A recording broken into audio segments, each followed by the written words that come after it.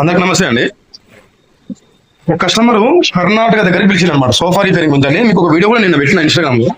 నిన్న వచ్చినాము. వాస్తవానికి ఏంటంటే 1 డేలో అయిపోతుంది అనుకుని వచ్చినాము, కానీ 1 డేలో కాలేదు. నిన్న కంప్లీట్ కాలేదు. అయితే ఈ వర్క్ చేస్తుంటేనే కస్టమర్ పక్కన ఉన్న వాళ్ళు చూసి మా దగ్గర కూడా ఒక సోఫా ఉన్నది రిపేరింగ్ చేస్తారని అడిగారు అనమాట. అయితే సరే చూపియండి, ఒకవేళ అయితే మనం చేద్దామని చెప్పి వాళ్ళతో చెప్పడం జరిగింది. అయితే వాళ్ళు చూపించారు, మనకు రేట్ అంతా చెప్పినాం.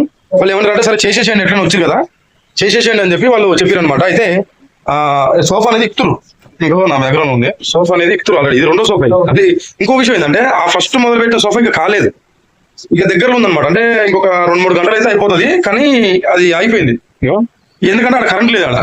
ఇక ఈ లోపల కనీసం ఇదన్నా ఇప్పుకుందాం అని చెప్పి ఇప్పుడు ఇక్కడ వచ్చాను అన్నమాట. సోఫా ఇక బ్యాక్గ్రౌండ్ లో పోతుంది. ఇది 2వ సోఫా.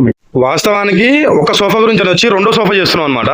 ఈ ఇక్కడ అయితే ఈ పక్కనే మేము చేసే వర్క్ పక్కనే ఈ షాపింగ్ మాల్స్ ఇవన్నీ కూడా మొత్తం కర్ణాటక భాషలు ఉన్నాయి. ఇక మొత్తం కర్ణాటక భాషలు ఉన్నాయి.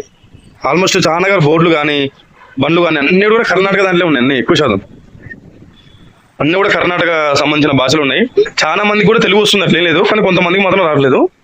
మొత్తానికి అయితే కర్ణాటకలో అయితే మా వర్క్ అనేది మొదలు పెట్టాము. చాలా అంటే పెద్ద గొప్ప విషయం కాదు, కానీ మనకైతే గొప్ప. ఎందుకంటే అసలు ఇంత దూరం నమ్మకంతో పిలిపించి వర్క్ చేపిస్తారంటే చాలా గొప్ప విషయం అనుకోవాలి. అంటే ఈ మనం రెగ్యులర్ చేసే పని అయినా సరే ఇంత లాంగ్ కస్టమర్ నమ్మకంతో పిలిపించారు కాబట్టి కొంచెం గొప్పగా ఫీల్ కావాల్సింది అనమాట. ఎలాంటి వర్క్ ఉన్నా కాంటాక్ట్ అయితే అవ్వండి.